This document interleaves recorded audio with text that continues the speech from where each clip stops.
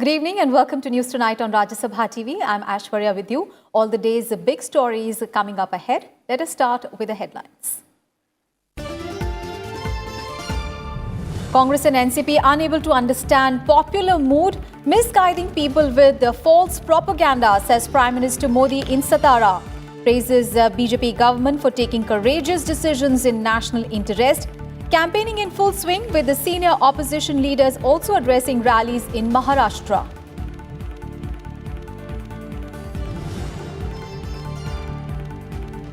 Karnataka takes a top position in innovation, Niti Ayog's first India Innovation Index rankings. Tamil Nadu, Maharashtra and Telangana take next 3 spots. States were judged on their ability to create infrastructure and facilitate innovation in private sector.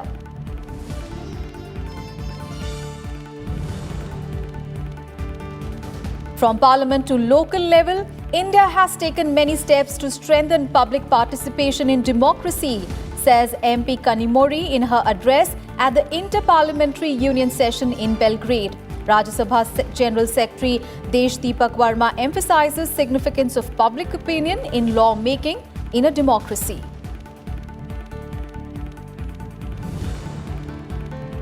Delhi court sends a former Union Minister P. Chidambaram to Enforcement Directorate custody till 24th of October. Chidambaram has been in judicial custody at the Tihar jail since 21st of August in the INX Media money laundering case.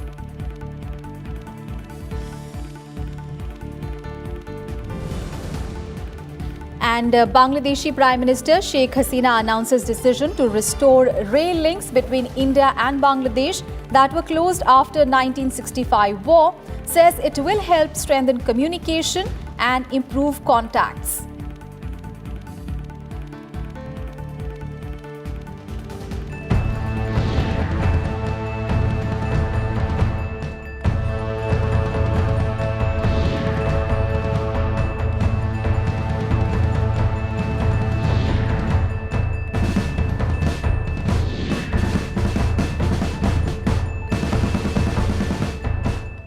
First up, let's get you all the election-related news. First up, all the news and updates are from election battleground Maharashtra.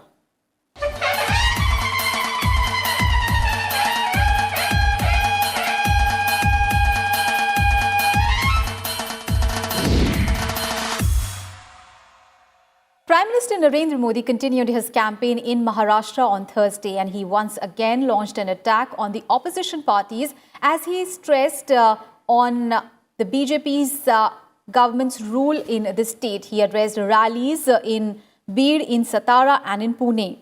In Satara, the Prime Minister targeted the NCP and the Congress, saying that there are differences between the Congress and the NCP, with leaders of both parties degrading each other. He asked how such an alliance could do well in Maharashtra. ये सातारा के साथ साथ पूरे महाराष्ट्र में Congress NCP की युति की यही एक सच्चाई बची है। वहां दलों के भीतर भी दंगल है और दोनों दलों को नेताओं और कार्यकर्ताओं में भी जोरों का दंगल चल रहा है। वो एक दूसरे को हैसियत बताने के लिए बिसात बिछा रहे हैं। इनकी राजनीति का एक ही आधार है, बांटो बांटो बांटो और मलाई खाओ.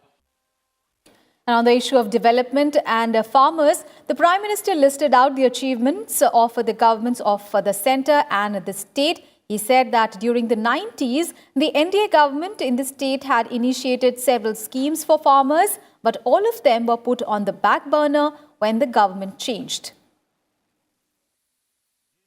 हमने ये सुनिश्चित किया है, केंद्र और राज्य सरकार ने हजारों करोड़ रुपए के प्रोजेक्ट यहां के लिए दिए हैं. इसमें सड़कों पर, हाईवे पर ही हजारों करोड़ रुपए खर्च किए जा रहे हैं.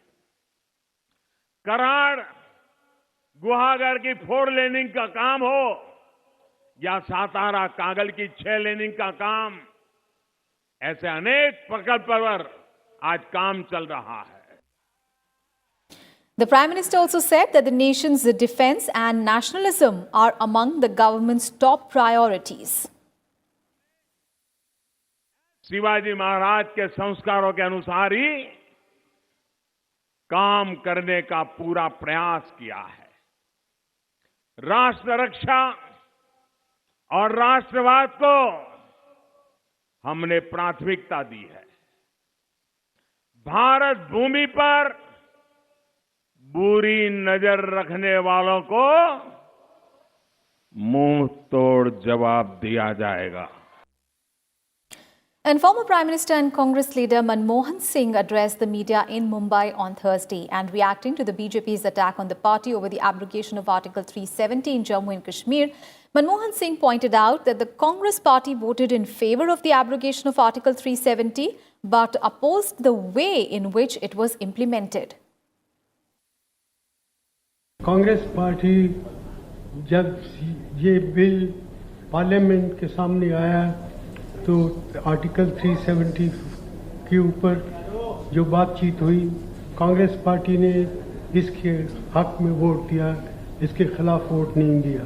कांग्रेस पार्टी का ये विचार है कि article 370 is a temporary measure, but it has to be changed. If a change has to be brought with the goodwill of the people of Jammu and Kashmir, the manner in which it was implemented, with the high-handedness with which it was implemented is what we opposed. We were not opposed to the enactment of Article 370's abrogation. And referring to the PMC bank crisis, he said that the BJP government at the centre and Maharashtra were unwilling to adopt people-friendly policies. It's very unfortunate what has happened in the case of this bank. I appeal to the Chief Minister of Maharashtra, the Prime Minister and the Finance Minister to look into this matter and resolve these grievances of the affected 16 lakh. They should be heard immediately and their grievances redressed. However, Union Minister Piyush Goyal hit back at Manmohan Singh, saying that the Congress should reflect on its failures. Of course, it doesn't surprise me because under his government, we saw some of the worst scams emerging. We saw the worst form of governance in the UPA regime when he was the Prime Minister. We saw the economy collapse. Every macroeconomic parameter suffered. And in more news from Maharashtra, NCP Chief Sharad Pawar has said that the decision to remove Article 370 from Jammu and Kashmir will not have any effect on the election in Maharashtra. In an interview, Sharad Pawar said that the people of Maharashtra are ready for a change and will support the Congress-NCP alliance this time. Taking on Devendra Fadnavis, Pawar said that the Chief Minister has not found any solutions to the problems of farmers and industries in the state. He also accused the union government of misusing its powers. And Sharad Pawar also addressed an election meeting in Nashik where he said that he had publicly supported the removal of Article 370 when it first happened. He also said that since the Fadnavis government did not have any achievements to list out, the BJP was making Article 370 an issue. And now all the news are from poll-bound Haryana.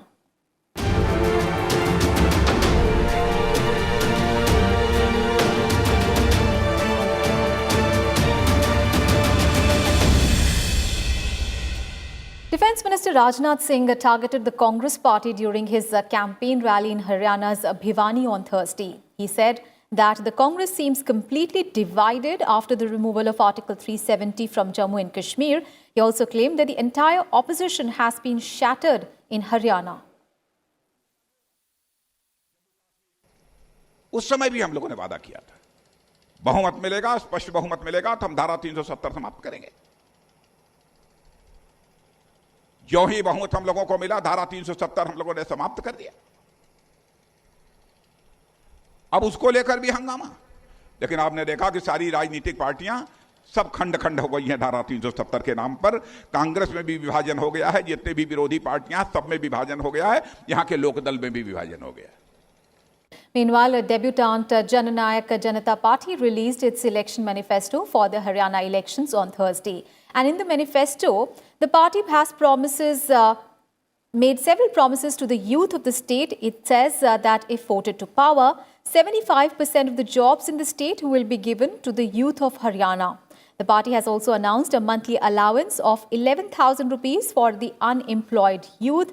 The party has also promised to add 100 rupees to the minimum support price of crops.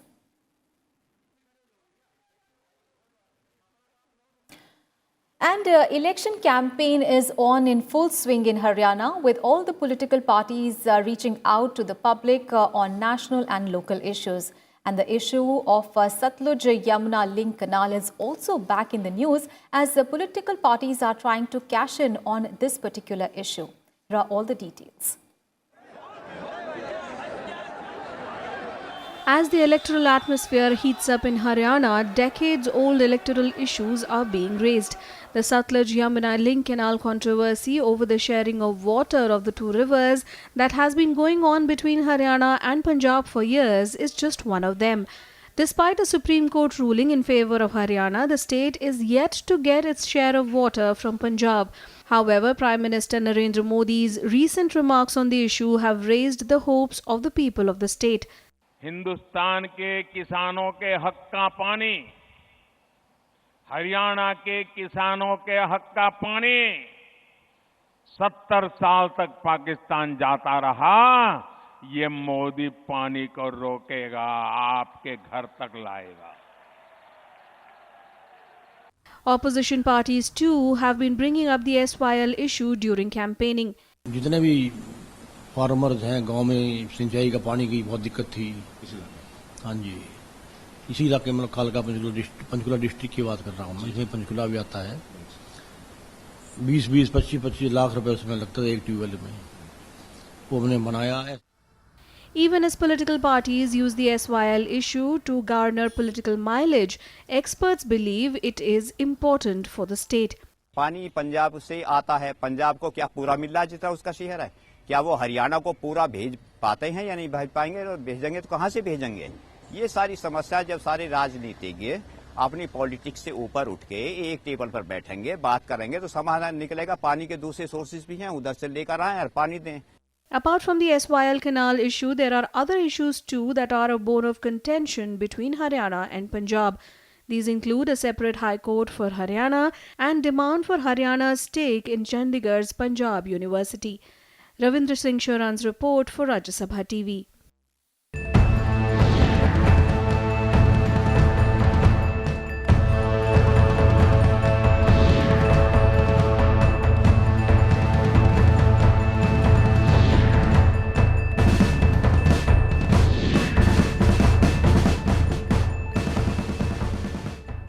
Those were all the election-related news from Maharashtra and Haryana. And with that, we'll take a very short break. News and updates continue on the other side. Stay tuned.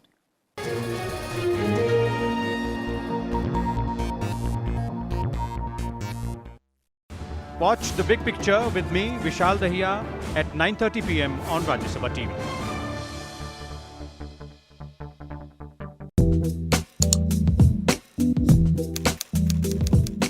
Million people have now given the thumbs up to Rajya Sabha television. RSTV's growth has been phenomenal, with the journey from 2 million to 3 million being completed in less than 6 months. That's over 6,200 new subscribers every day. Our online viewers are engaging with us more actively. Every day, thousands like, share and comment on our videos. So come and join this growing tribe of RSTV viewers and get ready for an exciting journey.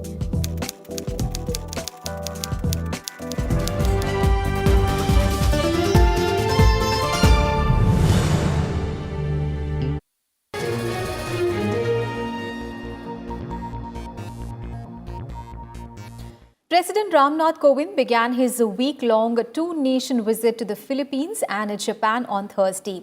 In the first leg of his tour, President Ramnath Kovind reached Manila, capital of Philippines, on Thursday.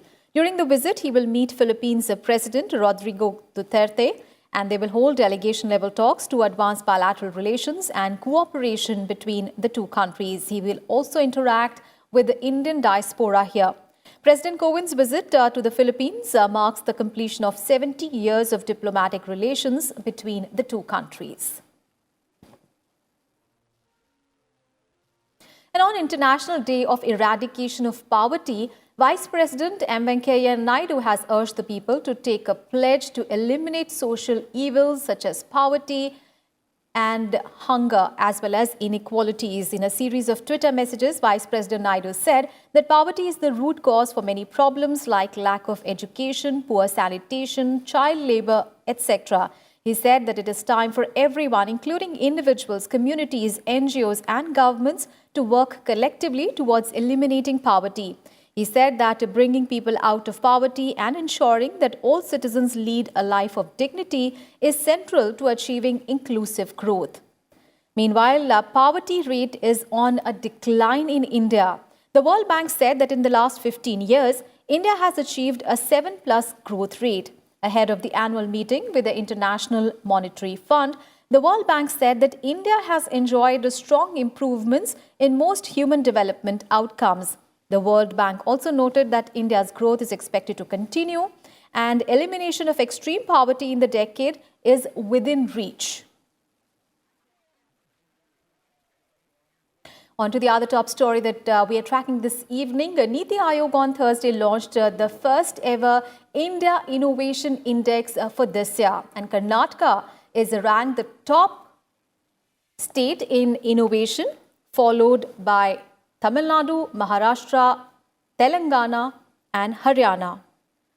The index attempts to create an extensive framework for continual evaluation of the innovation environment of 29 states and 7 union territories. The index measures innovation inputs through 5 enabler parameters, including human capital, investment, knowledge, business and legal environment. Knowledge output and knowledge diffusion have been selected as performance parameters. The index, released by Aayog's Vice Chairman Rajiv Kumar and CEO Amitabh Kant, is developed on the lines of Global Innovation Index. Will set a new trend, if you like, for the state governments to sort of give enough attention and focus on this, and to now revamp their science and technology establishments on the one hand, to make sure that the distance between the lab to the land is shortened as far as possible. And 3, and I think for most important for me, is that the mistrust between the private and the public sector is taken away. So that's what has happened. The two have worked in silos to a large extent, and I think we can't achieve the sort of breakthroughs and the sort of innovative progress that we want unless that happens. We must start ranking all the CSIR labs. Actually, we must put this in public domain. What have they done for private sector in India? How have they fueled change in India on defined parameters? We should make it all in put it all out in public domain and shame those who have not delivered and award those who have delivered.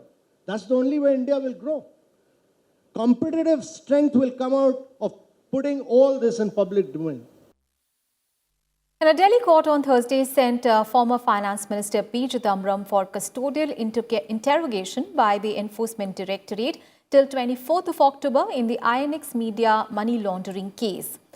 Now, Special Judge Ajay Kumar allowed the Enforcement Directorate to quiz Chidambaram and also granted him permission to have home-cooked food, Western toilets while in custody. The probe agency has sought a 14-day custodial interrogation of the senior Congress leader. The court also extended the judicial custody of Chidambaram till 24th of October in the INX Media corruption case lodged by the CBI.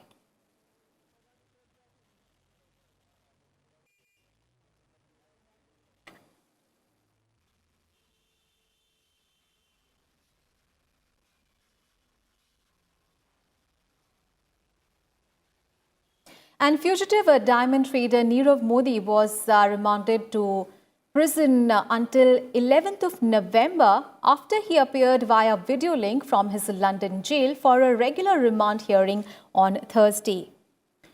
Westminster Magistrates Court judge confirmed that Nirav Modi's extradition trial is scheduled between 11th of May and 15th of May next year, and that he must reappear via video link every 28 days for call-over hearings until the case management for the trial kicks in from February next year. Remember, Nirav Modi is fighting extradition to India on the charges over the nearly $2 billion Punjab National Bank fraud case and money laundering case. He has been lodged at the Wandsworth prison in southwest London since his arrest in the month of March on an extradition warrant executed by Scotland Yard on charges brought by the Indian government.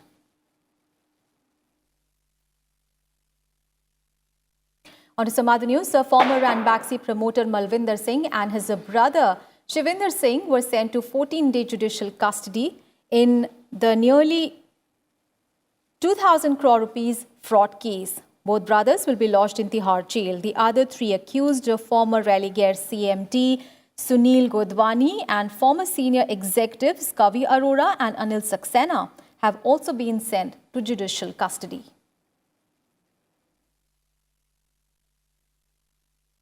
And the 141st Assembly of the Interparliamentary Union, that is IPU, concluded in Belgrade on Thursday. And congratulating the organizers on the success of the event, Congress MP Shashi Tharoor said that the forum allowed MPs to interact with delegates and members of parliaments of other countries. He also thanked the forum for supporting India's proposal on climate change. We believe that as a forum in which parliamentarians have an opportunity to talk to each other, have an opportunity to exchange thoughts on some of the most important issues facing the world today. If we can go beyond the ways in which governments tend to function with each other in intergovernmental forums and treat ourselves as colleagues accountable to our peoples whom we represent, and at the same time working with each other for the benefit of our common humanity, I think we would all be the gainers. Once again, many thanks to the delegations that supported our resolution on climate change, which has come through the drafting committee process in a very constructive way. We're looking forward to its formal adoption today. And with renewed thanks to the President, the Secretary General, and of course to the people and government and National Assembly of Serbia, who've contributed so much to the successful and efficient organization of the IPU session. In an earlier session, Rajya Sabha MP Kanimori said that India as a democracy has ensured people's participation from parliament to the local level. Rajya Sabha Secretary General Desh Deepak Verma added that public participation and law making were interlinked in a democracy. I think in today's world, parliaments and democracies are turning more towards becoming more participatory and taking more input from people and their opinions. And there is a lot of expectation from people that their opinion has to become the part of legislative processes, rather than it being only what the governments decide. So that is what we are also trying to put forward here.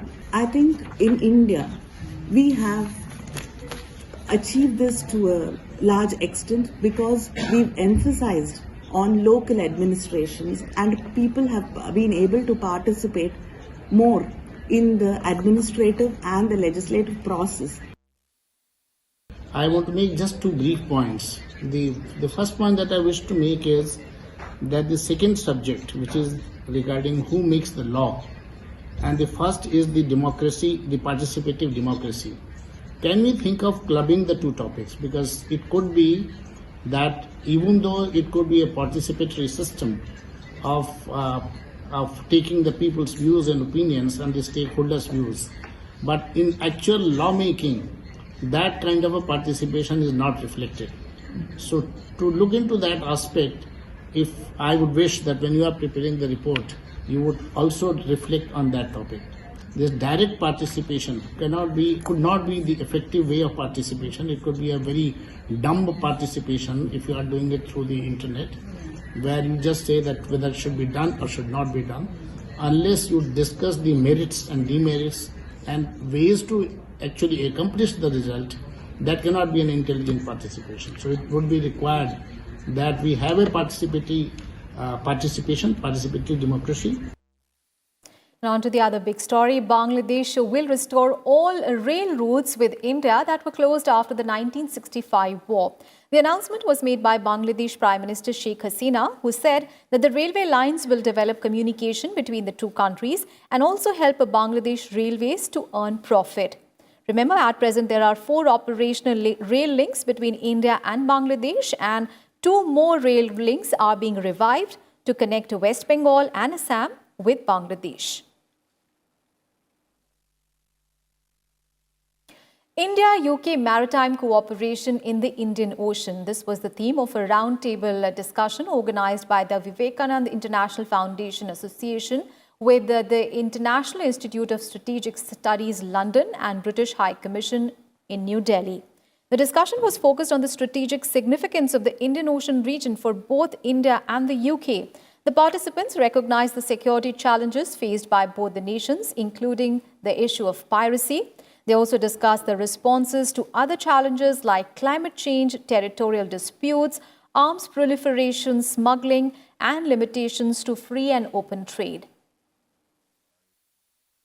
The connectivity in the islands, particularly the Andaman Nicobar, will enhance our connectivity with our littoral neighbors in the Bay of Bengal, which is the largest bay in the world, and we have 7 countries on the rim of the bay.